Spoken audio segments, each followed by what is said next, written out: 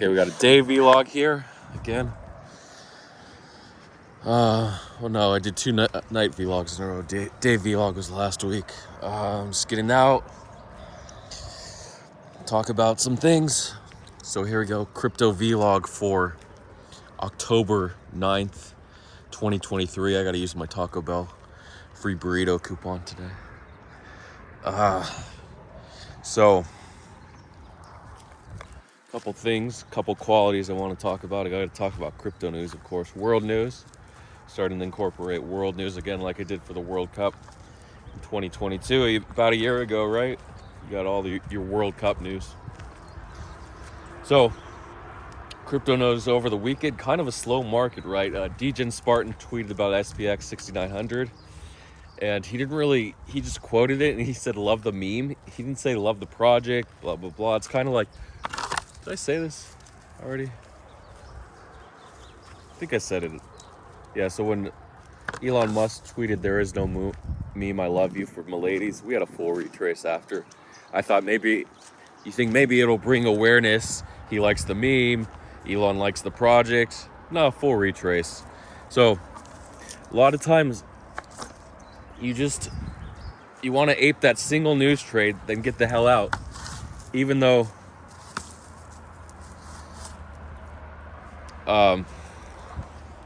sorry. Perfect time for snakes. It was cool an hour ago. Of course, I get out, the sun's out by the time I stop looking at the computer. So the news trading is so beneficial because you can buy the hype, and then you have everyone else, it's gonna last. But I talked about in detail that AI can only predict the initial reaction. They don't know how long it's gonna last. It's just random whether it's gonna be a huge pump or a small pump. Nobody knows, right? Afterwards, you just can predict it's gonna go up when the news comes in. And after that, who the hell knows? Is it gonna retrace? Is it gonna keep going? Is there gonna be buyers for days or weeks? But we've seen throughout 2022 and 2023, the buying just dies down. Once it dies, that's it. You get the hell out. We haven't had a bull run like 2020, 2021 in 3 years. So, is it going to come again? Yes, there will be a time, but this is not the time to hold. Of course, sometimes it does last a couple days. So, sure, go ahead. So something happened.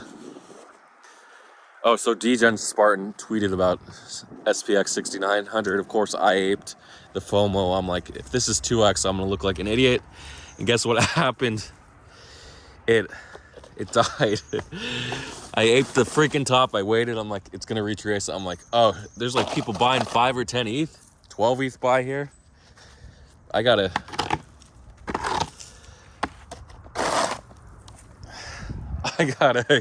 get in. So I aped $2,500, and I'm like, shit, it's still going. I better ape 2,500 more instead of waiting for a dip.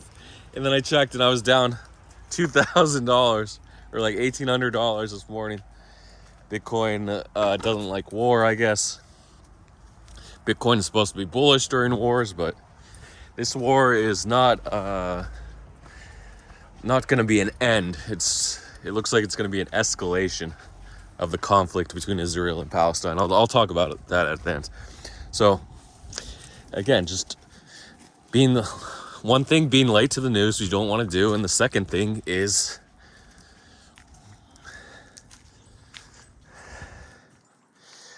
being redacted, sure. And the third thing, aping. Yeah, that's part of being redacted. So you don't want to ape late, especially on these news trades that have a high chance of retracing. So I'll talk about another trade. Happened more this morning. I wanted to wake up early, but I can't, man. 4:30. I'm up at 4:40. That was when I woke up, 4:40 a.m. And sure, there's nothing to wake you up than a huge crypto position loss or a huge miss. And we had a DWF test transaction of 1,000 UFT. I don't know what UFT protocol. I know there's Unfi. That's not UFT. I don't know what the hell UFT is. I'm sorry. I didn't look at the name. So 1,000 UFT chest transaction. What is it, about $2? I don't know. Or is it $20? I think it's $20. No, that would be $200. The price is 20 cents. Why is everyone all slow here? There's no way. Are you slow because you're injured, or are you slow because you're just lollygagging? You're hoppity. Are we gonna check you again? Show me where. Not that one. Not that one. Maybe that one. Maybe that one. Oh, last one. Whatever. Okay. He's excited again. He's moving. Look at him move. It's excitement. You need a fire lit in your ass, because sometimes you're just bored and all of a sudden the fire gets lit right under your ass, right under your sphincter. So you just like in the movies, you get the fire and then you're running. Like that after the fire gets lit. So there's calm, and then the fight or flight response kicks in. So that's the news trading. You want to control that response by repeatedly practicing over and over again. Anyway, let's go back to the DWF trade on one of the wallets. Their main wallet, basically. It's actually DWF Labs and Etherscan, so they're not even trying to hide it. Shows up there around 3:19 a.m. Sorry, 3:18:47 a.m. I think. And Pacific time, 6:18. Eastern time. Of course, everyone in the U.S. is asleep. Some people might be awake. Europe's going to be up. Asia's going to be up. Australia's going to be awake. Sure. Why not? And you go ahead and ape. It's like 20.5 cents, and now it's 25.5 cents. So basically 25% pump. But it's not a very liquid coin. It was only like 6 million market cap at the time of the test transfer. Okay, so that was the test transfer. And the real transfer came in an hour later. And that's when it actually pumped. People are like, holy crap. They just sent 200K to DWF. Either a deal. These are either deals. People think, oh, it's to market make. It's not to market make. They're just selling them tokens at a discount. Well, they're 10 or 20% off. But why wouldn't they just dump on the exchange? I guess there's an illusion that if the team dumps, it looks really bad. Terrible optics, right? If the team dumps.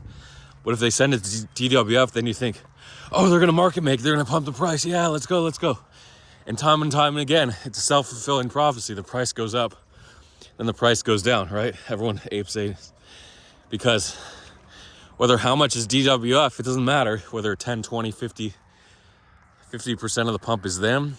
The people, the players, the other players that you're PvPing, they get on board and they pump these coins. So that's just DWF continues to pump, self-fulfilling prophecy of the pump, right? I think in the case of Blaze, they just bought too much of the supply, like 10 or 20% of the supply. Can't remember. And maybe they got nervous that it was going to dump too fast. They were holding too much. I don't know. So it only went up 5%. That was 2 weeks ago, I believe. The Blaze pump. So yeah, DWF can still pump. No futures on this coin, unfortunately. So if you didn't have spot, a lot of people don't have spot. I didn't know this on Binance, but you could transfer from futures to spot, because I was just using it for news. I set it up about a month ago, so I was just using the balance for news. I didn't realize I could transfer to spot, so I'll buy some spot plays, but not a ton. I only have like 50,000. My news balance got crushed on AVAX. Lost 6K. So far, is it going to bounce? There's no mean reversion on AVAX. I'm like, Stars Arena is going to relaunch Monday. I'll just hold, blah, blah, blah. And of course, bleed out the war. I'll hold through the war, $10.52. I got uber euphoric and I didn't dump. So stupid. That's what happens. I take the loss. I'll talk about scam pumps too. BNT, because they said the Jewish cartel coin, Bancor, even though it's not banks, but whatever it stands for, the network. We had a pump there. I was hoping to see some rabbits today. Dogs could chase them. That's why I brought them here, but no rabbits yet. Hey. Hey, keep moving, keep moving. Ah, it's bad. I don't know what happened there. Usually coyote poops aren't that bad.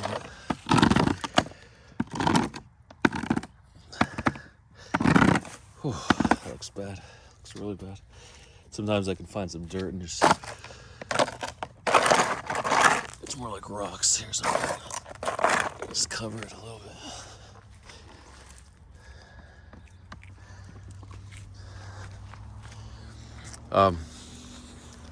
So that's Bancor. It got sent from... Okay, so in this case, spot was like 10% higher than perps. So might get confused a little, like 38 cents. Oh, was it this dog? Yeah, I think the bumps, coyotes. It was here recently, super recently.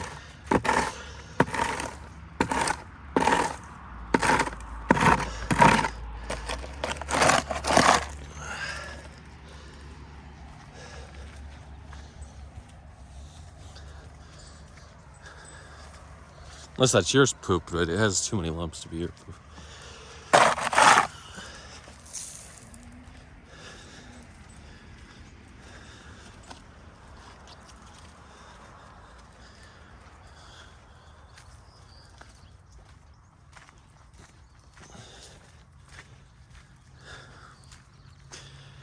Yeah, so about 38 cents. I'm not sure where the bottom was. 38, 3.8 to what did spot hit? 69? That's hard to tell. 68, 67 maybe, or 6.7 cents. And then perps only hit 6.2 cents. Then it dipped to, it could have been 62 cents.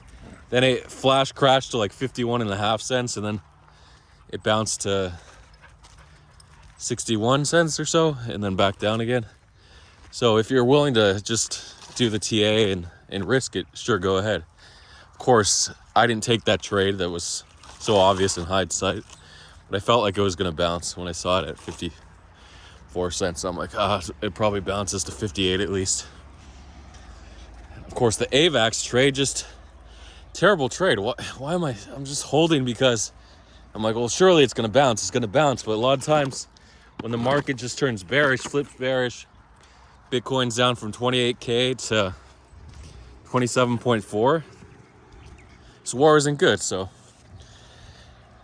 I missed that trade. So there's always the plays. You want all these plays in your back pocket, and if you need them, you don't really need, unless you need to gamble. I felt like I needed to gamble on AVAX just because I missed the whole move up. I'm like, I'll buy the dip and then I'll just continue. It's a complete reversal. Maybe when Stars Arena restarts, AVAX will start to come back, but I think that'll only happen if Bitcoin's calm, alts start to bounce. But alone, I don't think AVAX will bounce. And if it does, it might only be like a bounce to $10, $10.20 or something, but definitely not to 11.88 again. Okay. Yeah, so you want your series of plays, and you want to be early. You want to have your alerts set up because you don't want to get absolutely destroyed over and over again, right? And what's the best way to get destroyed? Buying late. Whether the news only lasts 2 minutes and you buy in the second minute, or you try to time the dip on the news after, or a listing play, or the DWF type wallet tracking trade. So all these plays, if you're late, you're just gonna get destroyed. You wanna be early. So there are rattlesnakes starting to come out. They probably started to come out 15 minutes ago, right when we got here. They want the revenge. That's probably the coyote that just pooped over there. The dogs are definitely looking like, yeah, there's something over here.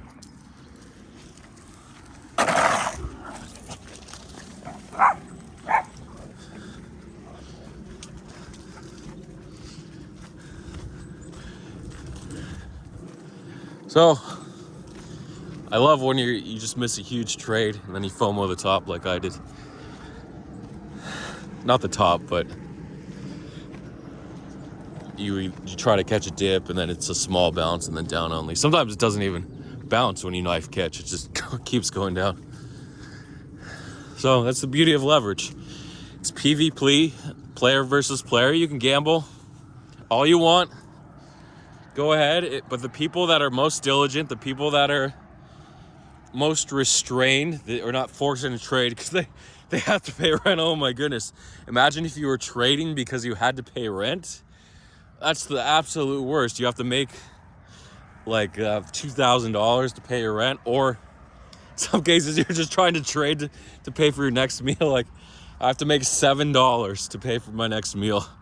I'm just gonna scalp here. Boom, wiped out for $200, whatever your margin account is. Trying to make $7. It could happen. So again, the circumstances that force you to be impatient, that force you to take all these trades, are gonna wipe you out. They're gonna be the ones that are most debilitating and most harmful to your long-term goals of either having a trading career or building enough capital to start a business, whatever you want to do, or just for a certain goal of raising money. It's always good to have money, especially when you don't have money. But even when you have money, it's good to have more money in case something happens. You never know when you're going to be wiped out. Talked about Alex Weiss the other day in the vlog. He got wiped out from 200 million to peanuts. I think he even went under $1 million at one point. Just hanging on, just in the mental aspect is even worse than the crippling financial aspect. You're afraid to get back in. And also, if you get back in, there's more risks, less room for error, right? But still, at 200 million, because he was obsessed. You get obsessed with your peak balance, your all-time high. GCR said, cleanse yourself from your all-time high. So this number, whether it's your daily high, a lot of people don't even like to lose in a single day. So you're down like 5K and you're saying, oh, I got to make that back. And you go down 10K, 15K, 20K, maybe even 50K. Extreme cases, or get wiped out completely trying to flip your daily P&L from red to green, right? So it's just the emotional aspect of trading, whether it's your portfolio going down, missing a trade, or just performing poorly. You want to get back right on track. And the best way to do it is fundamentally to be patient, to load your bots, work on your scripts, work on your news trading terminals. And whatever you're hustling. See, now the water's gone, so it was pretty hot over the weekend, but not enough to dry up all that water. I mean, it was enough because the water's gone, so I feel like it was just runoff from the streets. I'm pretty sure in the other vlog I was 3 days. What was it? A week ago? When was I here? 4 days ago? I don't remember. Shoot, 10-6? No, 10-5. Whatever. Can't remember. The water's dry. Yeah, I definitely walked in water up there. And this was flowing. Don't remember.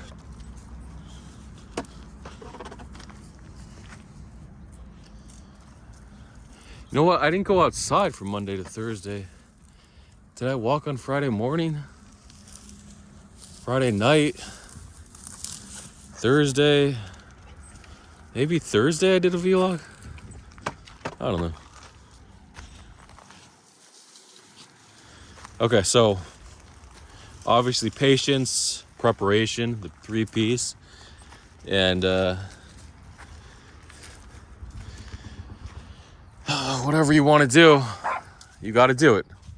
Is it time? Is it time to talk about Israeli-Palestine?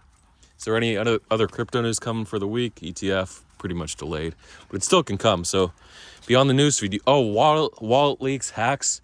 Those are still profitable to trade. There was a Galaxy, Galaxy, Galaxy. No one fucking knows how to pronounce that. Should be Galaxy, but they don't have that vowel.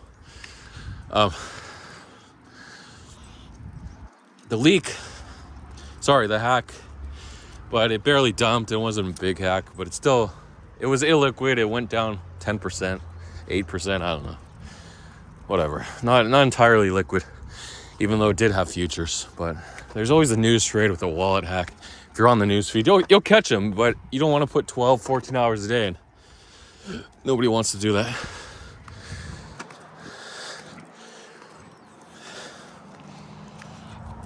Is this dry too? Probably will be. It's so weird. Just a few days dried this up. But it'll start to raining. So I can actually walk this way because it's dry.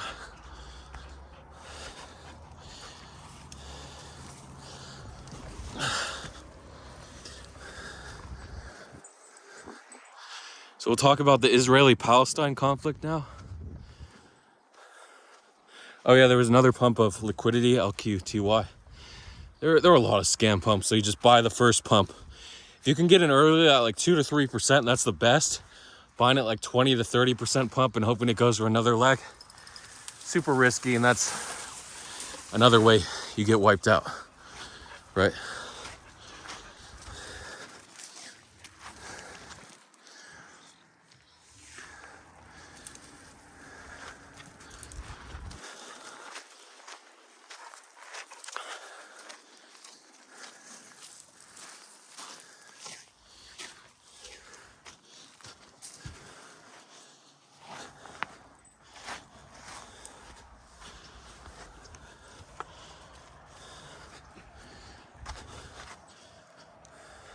Yeah, this whole creek dried out. Okay, so Israeli-Palestine conflict. I've been teasing it all day. So we'll talk about the extremes and then some solutions. Everyone always has solutions, right? Everyone always has. They say everyone has a question. Everyone has questions. Why, or how. But very few people have answers. But on the internet, there's a ton of answers, right? A ton of solutions. So we'll talk about both extremes. So I gave you the intro the other night in the vlog I posted Sunday that he got taken out right by that bush. We're not going to go that way. No, don't go in that muddy water. Hey, that's exactly where he got taken out. We're behind that bush. Okay, let's go back.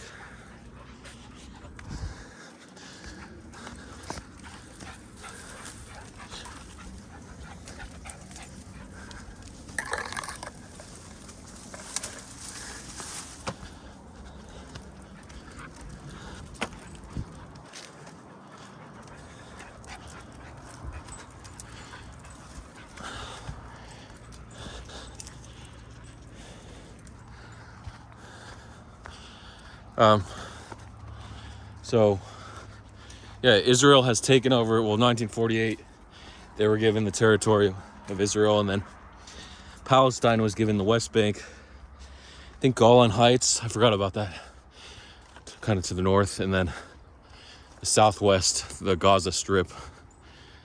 Gaza Strip is actually one of the most populated pieces of land in the world. Is that right? Well, there's 2 million people, 2.3 million. Not sure. Palestinians mostly. Maybe a few 100,000 Israelis. And then in the West Bank, I think you have like 12 million Palestinians and then a couple million Israelis. Something like that. So even though Israel is occupying the territory, there's far more Palestinians. Okay, so extreme solution is, I'll talk about the obvious one. Israel gets what they want, and they get the West Bank, Gaza, Golan Heights. They get it all, right? It's the Israeli optimal right-wing extreme situation. They just get all the land, and you get a nice little what do you call that word? Trapezoid for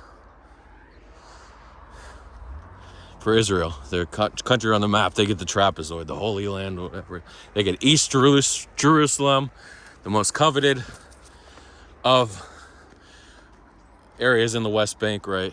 They don't really care about the land. Farming is the number one export for Palestine.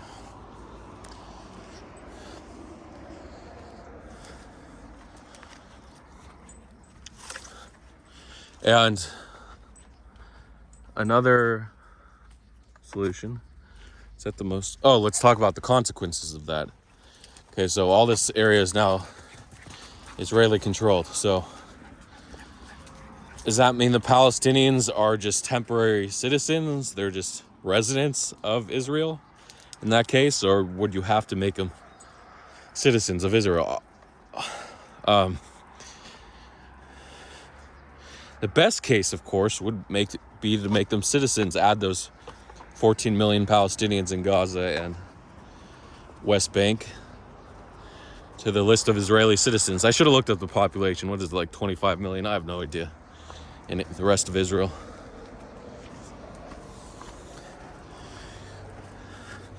But that comes with money. It'll take a lot of money. And secondly,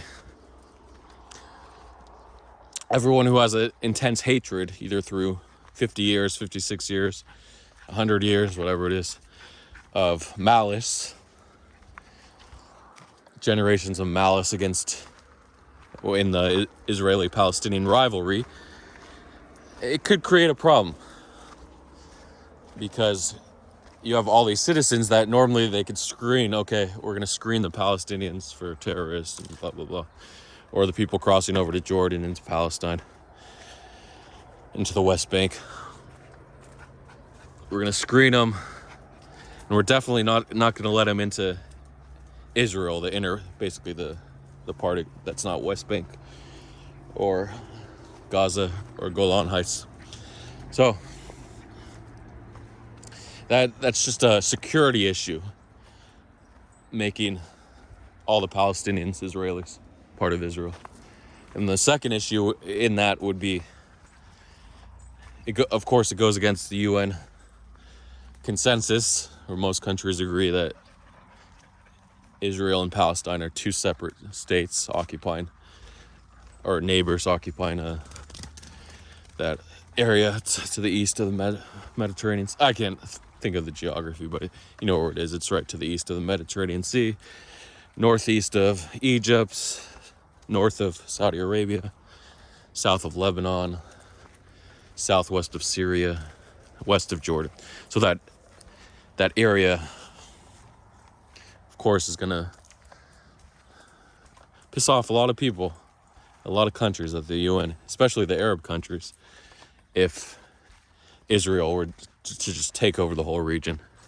Then the financial impacts of having extra security and having to build schools, residential buildings, hospitals,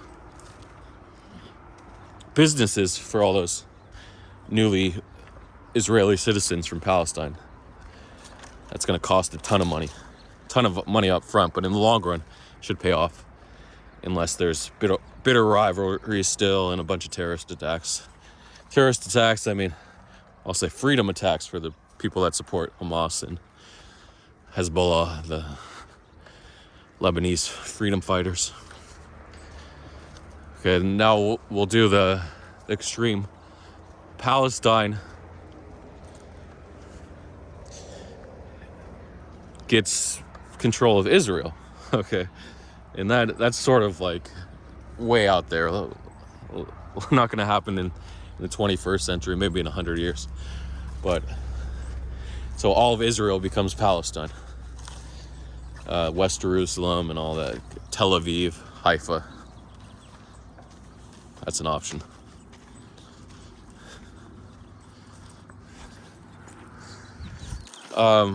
in that case, sort of Israel, the country that Jews have grown to love over the last 75 years, becomes a relic of the past. Sure. I mean, the Palestinians do have rich history too in that region, so I forgot to mention that in the other case. So Israel is gone, and the Palestinians are generally poor. For one, they don't have the support of the Western nations, and two, they've been separated. When you're separated, it's hard to build an identity, it's hard to build consistency, it's hard to build an economy when you're so disparate. And of course, people can argue that there's a fundamental reason that Palestinians are like the poorest of the Arabs, but I think that's just a little racist and not the real reason why the Palestinians wouldn't be able to take over Israel. But again, that's sort of 100 years in the future and in an extreme case. So now let's talk about the moderate cases. Two-state solution, of course.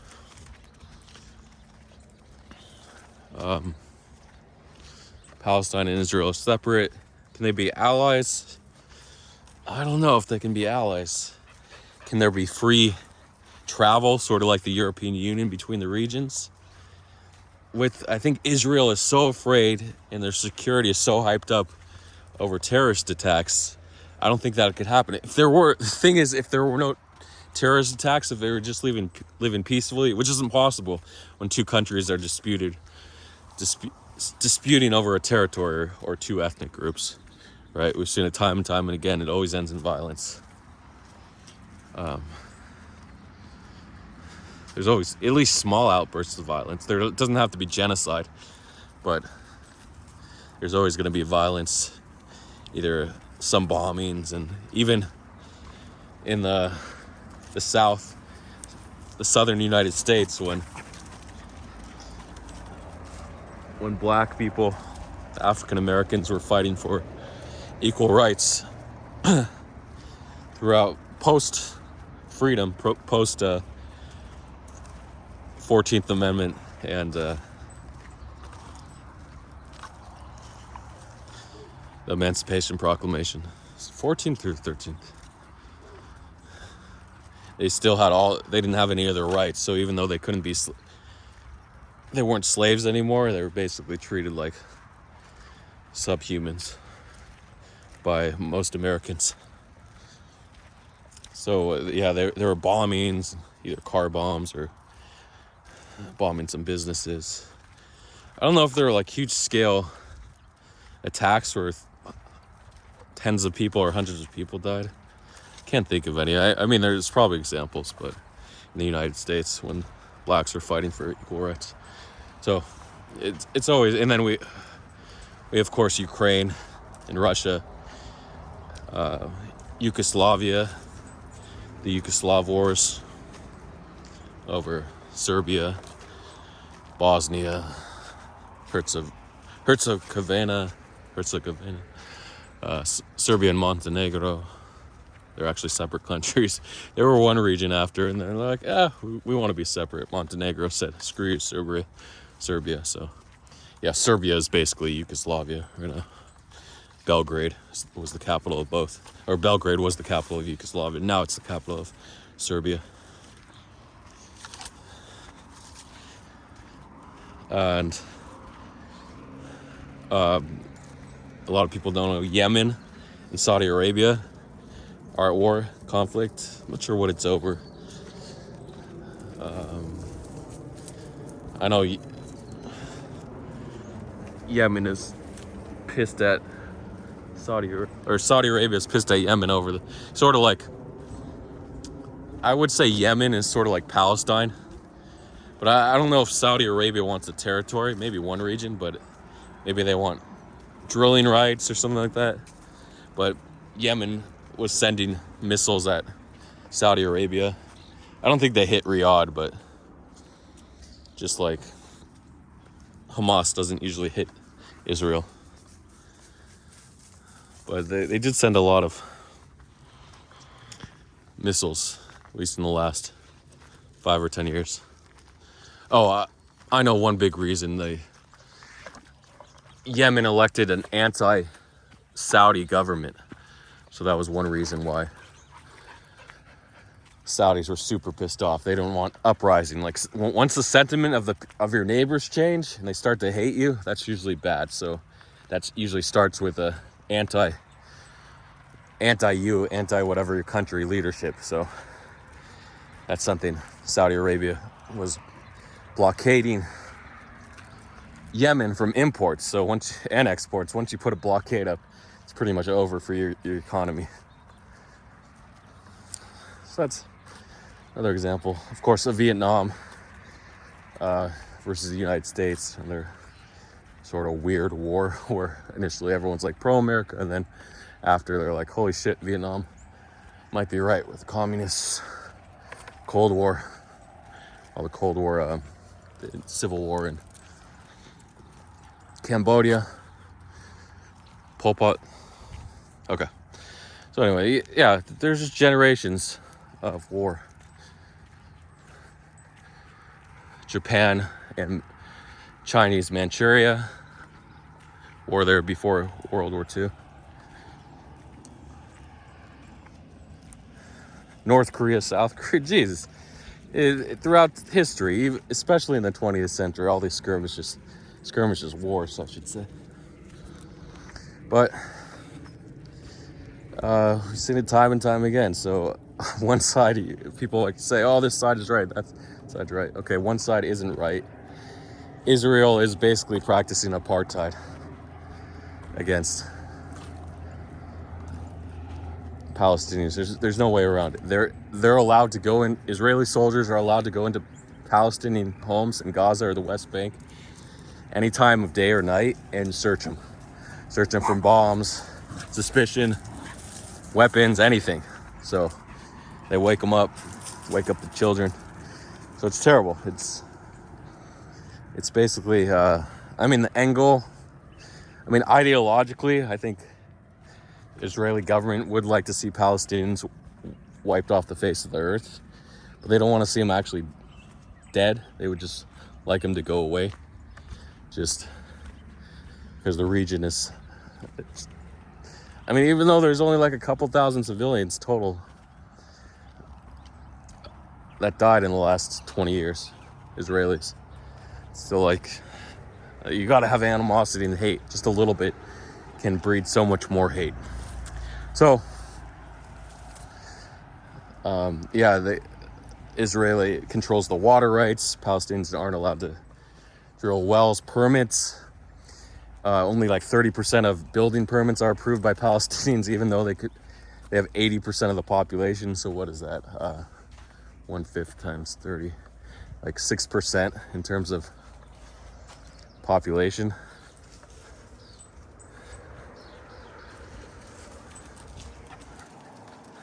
No. Then you got to round up 12%. I don't know. Let me see if I can do the math while I close out this vlog. I'll make it easier. 10%, 90% of the permits.